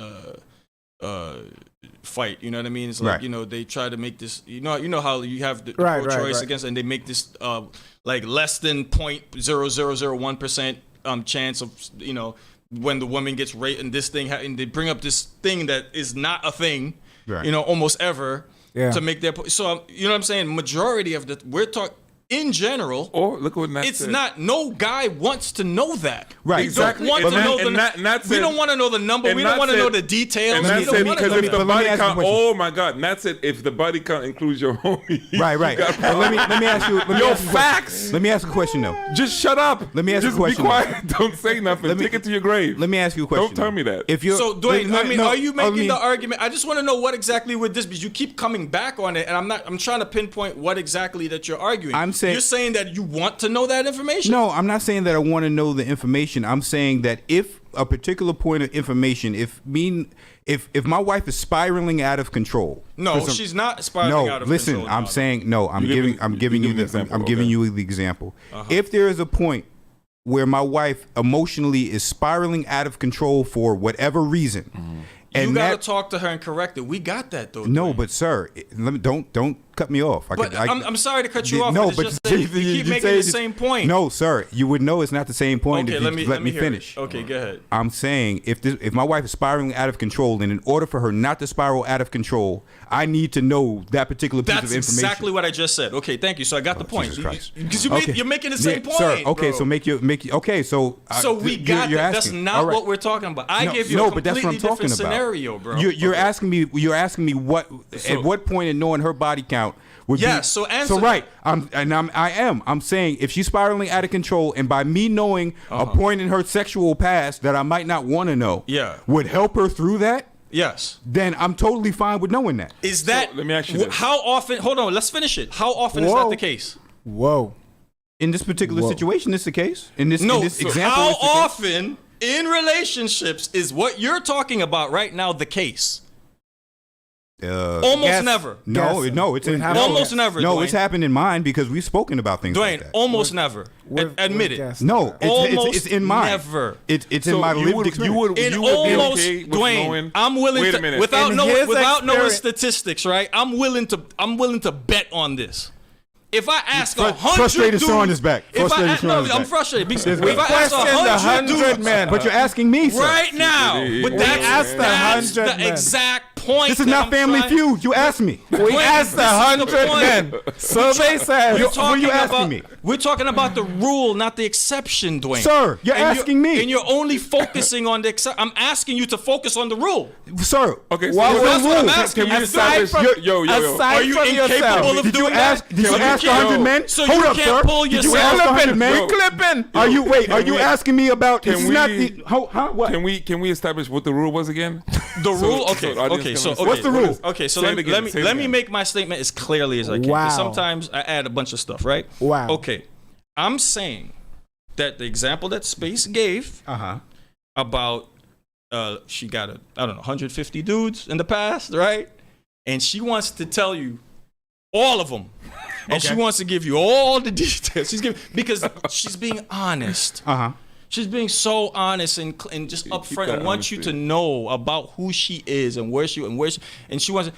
I'm telling you that she's more often than not, and I don't mean 60-40, I don't mean 70-30, I mean somewhere around 99% of the time, whatever that number is, most of the time, the vast majority of the time, let me be clear. Okay.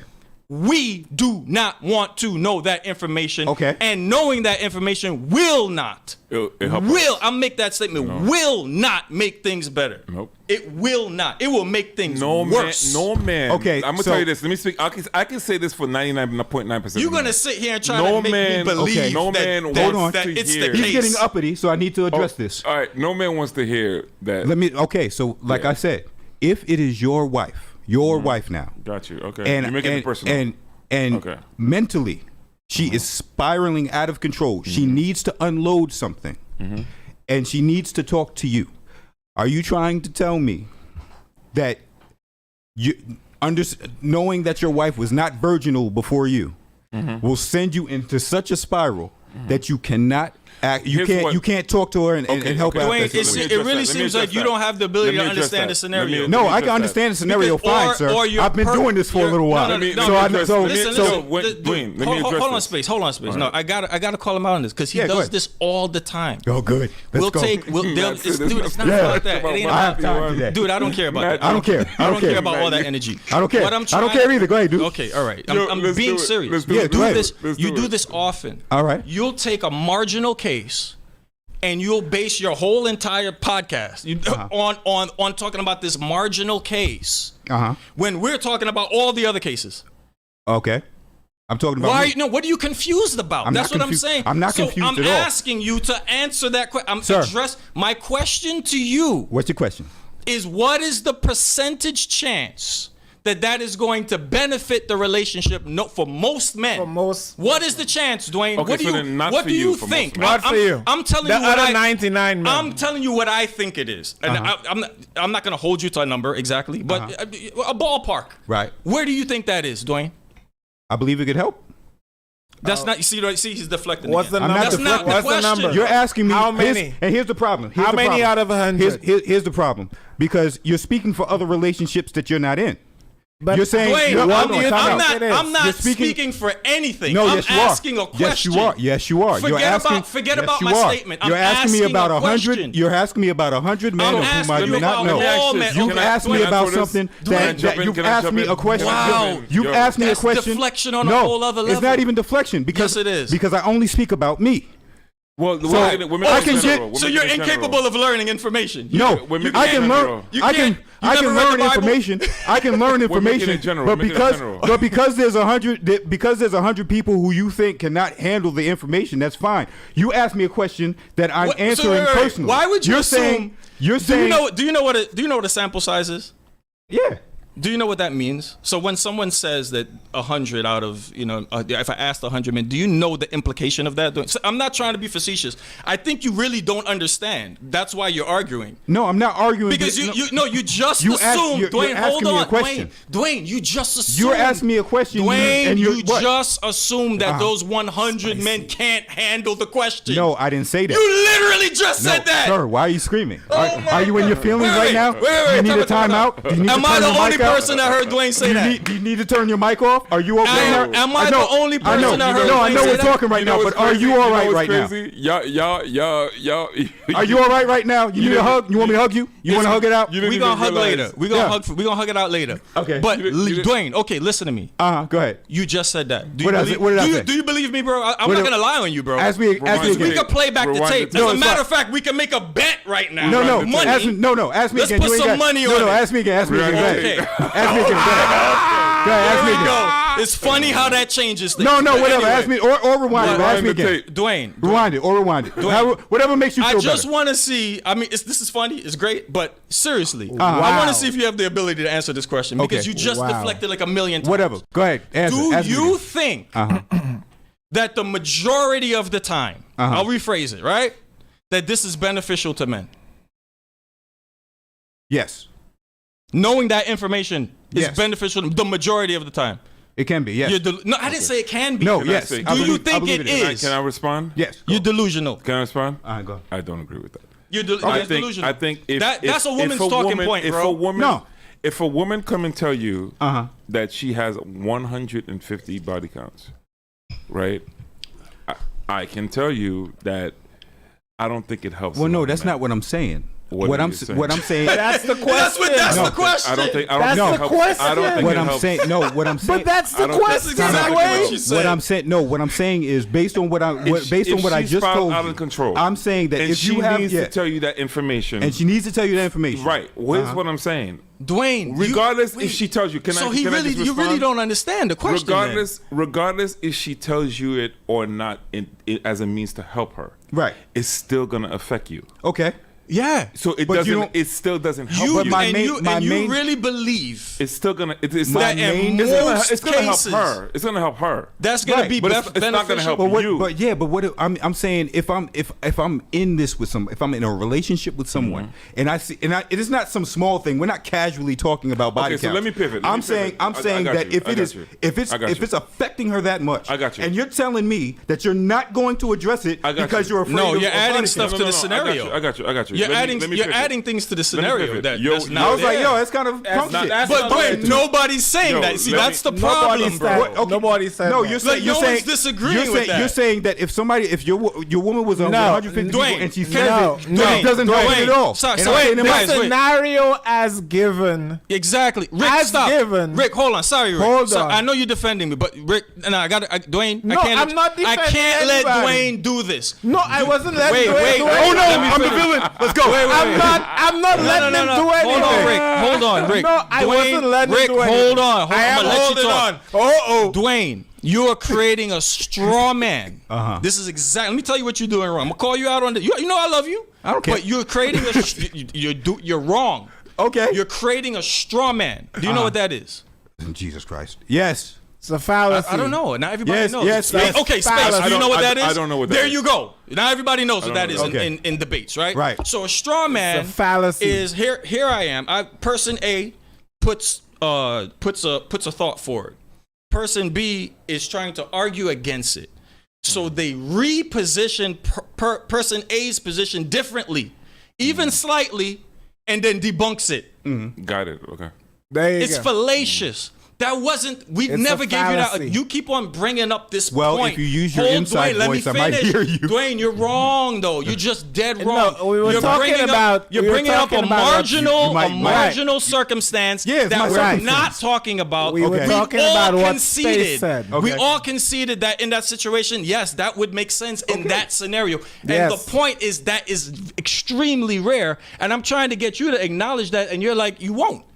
That's the point. You're saying this is For the vast majority of scenarios. Well, I don't know. Let me ask. It's not good. Is that true with you?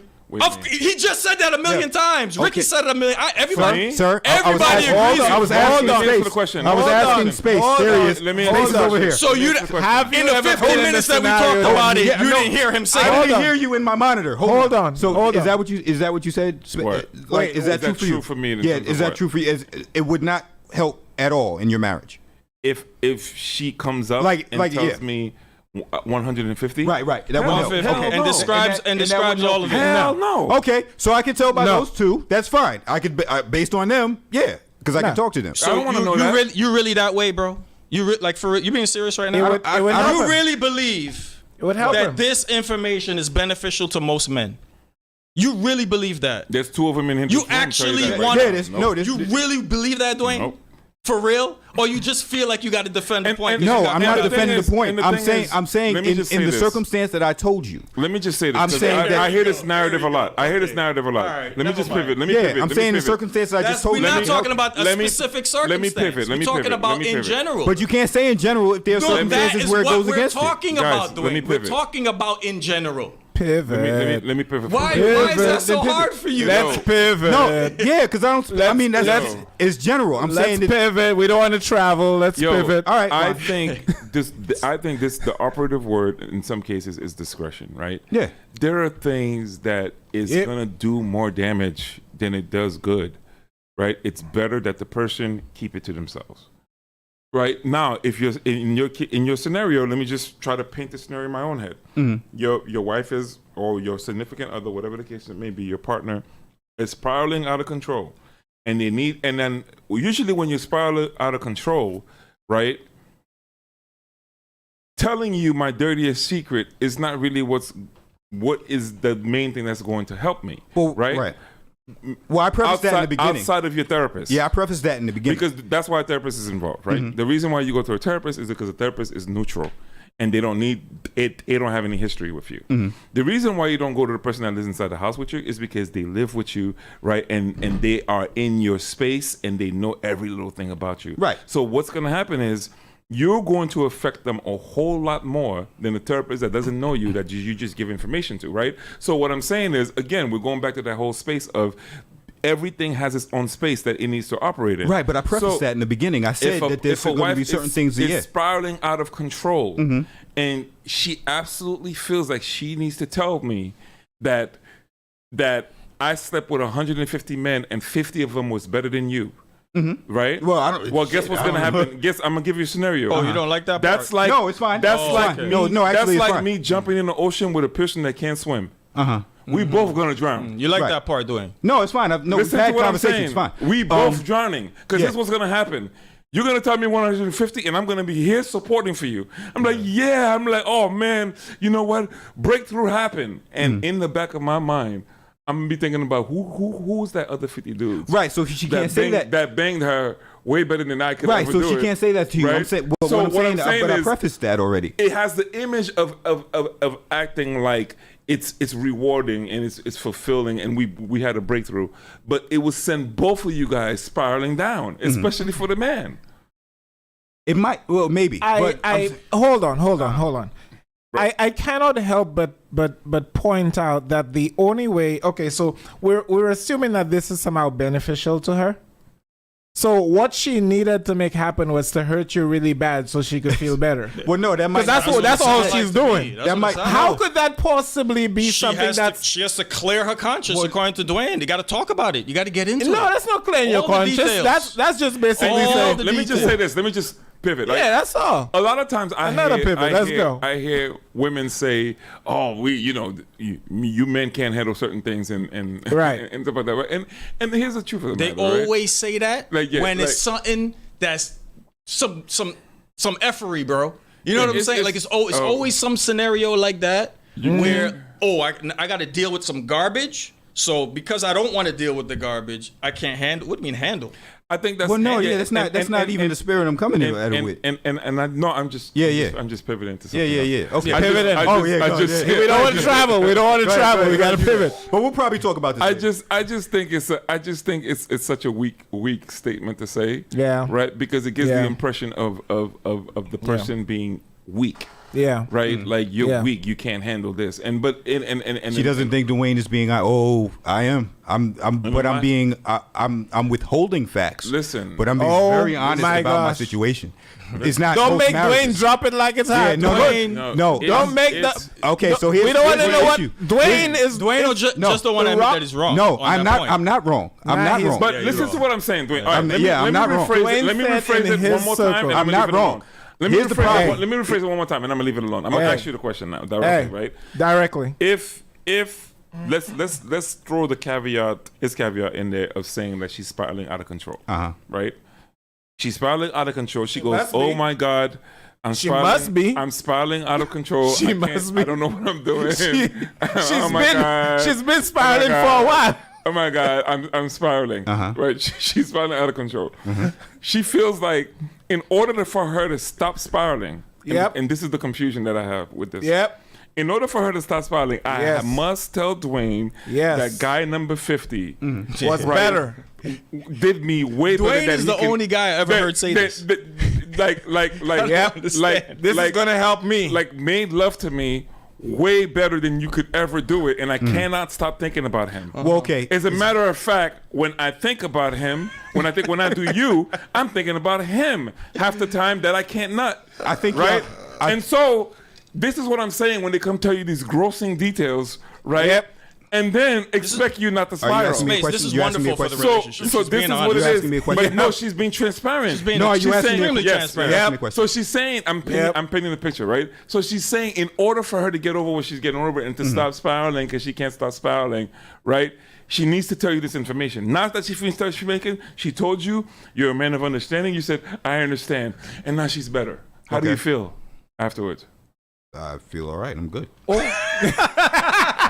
All right. Well, So, I mean, listen, all right. You know what? That's a good place but- to end it. No, it's not. You're one of one. No, it's not. No, you're one of one. I'll finish it. I'll finish it here. Yeah. I'll finish it here. Okay. Now, your example, admittedly, was a little crass, but What that's do you not. mean? No, What are you talking about? No, I'm saying that. What do you mean? What I'm class? saying is, okay, let me address that. What I'm saying is the time. No, I know what you said, but I'm saying it's not that. The reason why I said let me address that is because a lot of times these grossing details is precisely what they That's won't tell exactly you. That's what not we're what I'm- talking that's- about. They won't tell you that. Yes. They won't tell Why? you. They won't tell you that you're on top of them and they're thinking about another dude, bro. They will not tell you that. Now, if they come for some reason and tell you that, bro, you think you're saying that's not going to affect you? No, what I'm saying is there when somebody is Yes or no? is spiraling. Yes or no? Ricky, Sorry. grown folks are talking. Sorry. Yes or no. When somebody is when your wife is having some sort of emotional thing, and I'm not saying it's something crass, as in somebody really gave me the dick like real well. I'm saying that listen. Number 49. This was a very bad situation, and and I still think about it to the point. It was a bad situation. In our situation, it's like bringing some distance in between us because of what happened here, and I need to speak to you about this. So I'm saying keep going. Right now, she speaks to you about it. Right? Yes. How do you guys come to a resolution? How does that help her? No, there's a resolution in where she can say, well, she could bounce. You'll bounce ideas. He was like, listen, this is how I feel. You bouncing ideas of how he fucked up? No, I'm saying you're bouncing off ideas of there was a situation where it was a bad situation. It was a bad situation. No, this is not good. This was bad. And she needs to. No, this was not okay. Because I'm going with you. And because she is my wife and she's coming to speak to me, give me what she better speak to me. I got you. Give me what the bad situation is. I don't know. It could be like he was horrible to her, left her out on the street. It was whatever. No, I'm talking about sexual stuff. I'm talking about that's what we're talking about. She doesn't want.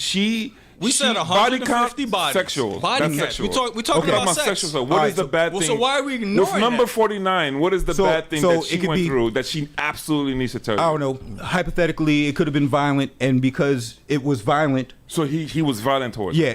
Okay. Because it was violent, it's now kind of seeped into your marriage to where she's drawing back from you for whatever reason. She doesn't want to have sex with you for whatever reason. Why? Because you was violent and you like to pull her hair. No, I'm saying because of that particular situation, and she's replaying it in her mind. Okay, I'm trying to put it together. Okay, so all right, so if she wants to tell me number 49 was violent to me, babe, when you grab my hair like this, it reminds me of him. Okay, I understand. Well, it's probably more than that. Nah, You're having a conversation. Because he didn't only grab my hair, he grabbed my hair and punched me. So I could get it. I could understand that. Because you're like, yo, there's something that you did that triggered, that reminded me of this. I don't mean to bring him up, but he did this to me and he was very abusive. All right, so I could understand it. Not that to say I wouldn't think about it still, but I could understand it. Right. Okay, but what is the bad thing that she absolutely needs to say to you that is going to help her get through it? No, I'm saying whatever it is, whatever she has the need to speak to you about. I want to kind of foster the type of relationship with my wife where she can come and talk to me about it, because if she can't, she'll either go to somebody else or she's going to hold it. Dude, I agree and it would be defying the type of help that she's given me over the past 3 years. I've unloaded things on her, and I should have the maturity to take that as well. So I'm saying that's what a relationship is for. If some people can't do it, that's fine. That's it. And I also prefaced in the beginning, if that is not you, if you can't do that, then absolutely you should know your spouse. But Dwayne, I'm saying, so let me ask you, right, we got that. We that's got that. His relationship. So we have all here at this table. I'm gonna speak for Space and for Rick. Mm-hmm. We concede that in that marginal example that you gave, we agree with you. Yep. Mm-hmm. I'll concede that point. Yes. Why are you incapable of conceding the point that this is not usually the case? Are you asking me if it's not? It's not usually the case. I already said that as well. Jesus Christ. Okay. All right, there you go. All right, we good. Are you asking me? Are you asking me? Are you asking me? We can sleep tonight. Your previous question, but your previous question was, is this something that would be helpful? Would this be something that's be helpful to most men? Yes. And I'm saying, is the openness that I have in my marriage, would that be helpful to most Dwayne, marriages? that's not the question. No, but that's what you're asking me. No, You're it's saying, not no. the question. Your marriage is not. Your marriage is not involved. No, We need to. Dwayne, Your marriage is not involved. let me tell you something that you're No, doing a lot. No, this is really bad because it's terrible for conversation, because it allows us to string out a conversation like this on nothing, and we get nowhere. I'm sorry, but what you're doing is you keep rephrasing it in your mind the way you're hearing it. Well, yeah.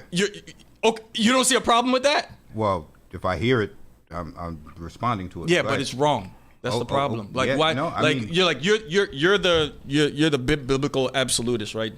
The words are exactly like this. So why don't you try to get the meaning? Like we went back and forth for like 10 minutes, us explaining this scenario to you as clearly as we can, and you won't. You keep rephrasing it another way in your mind. But you're asking me if okay, don't tell me what I'm going to tell you again. The answer. Let me see if you can answer the question. The question is simply this: do you think that the vast majority of the time, men want to know that kind of information from their significant other? No. Okay. Oh, that was well, the then, question, man, we Dwayne. could've solved You see my point? No, you see that? 20 But minutes ago. you just said no. You just said no to something that we argued about for like 20 minutes. No, Like it's a not. hot, crazy ripping off my shirt I back don't think here. you didn't phrase it like that. You think That's exactly what I said. No. What you said was, would that be something that would be helpful to Yes. most men? And I said yes. Does it happen? So you're making No. a distinction between helpful and wanting to know. That's what you're saying? Yeah. Okay, so That's what you're asking me. I'm telling you that information, more times than not, here's a new statement for you. Let me, more times than not, that information, 150 and details, right, is going to be bad. For a guy. For as soon as that guy hears that information, that relationship just went that's the downward spiral. You gonna try to argue to me that more times than not it's good to get that information? Well, no, I said that's what I was asking you. No, Dwayne, I'm saying no, but this context. Okay, but I gave you the context in which I said it was right. But before you go, okay, but that's what I was asking you. That's what we all been asking. That's what Pat was saying. Pat was saying guys don't want to hear that in general. Rick was saying the same thing. No, most of the time. We don't want to know that information. It's not going to benefit us. Something And it's not bad, because we're weak either. Bad things are going to happen in the relationship as a result of it. Even if it's because of insecurities, even if it could be for a bunch of reasons. But that is ignorance is bliss. Right, but that's the whole point. Right. You asked me at one point, would it be beneficial or helpful? I said yes. And you gave the marginal example, right. and we all conceded that yes, in that circumstance. But right. we also can understand that that's not the case most of the time. Well, yeah, if you're asking if you don't want to know, that's fine. I can No, not if you don't want to. No, you don't want to know. We're saying most of the time. Yeah, most people don't want to. Most people, most of the time, do not want to know by far. Yeah, it's internet stuff. I know. I'm just saying. What do you mean internet? No, stuff? I'm saying most. No, as far as the internet is concerned, I don't know 100 men, but I'm just saying, yeah. Dude, a million men. You understand fine. what I'm saying? It doesn't. Everybody. If you were to poll every man in the United States, so let's just say, I'm telling you that number will be north of 90%. That's my point. Okay. That's you disagreeing with that? No. Okay then. Thank you very much. That's all. Well, that's all, folks. We're gonna end it right there, right at midnight. It's midnight. It's, Yo, I wish all right. That was good. I wish I could Saturday get night. I wish I could get a sneak peek of what we're about to talk about afterwards, but you know, it'd be going down. It'd be going down even more afterwards. Yeah, what y'all miss is like the really good stuff. Oh yeah, I be cussing in that one.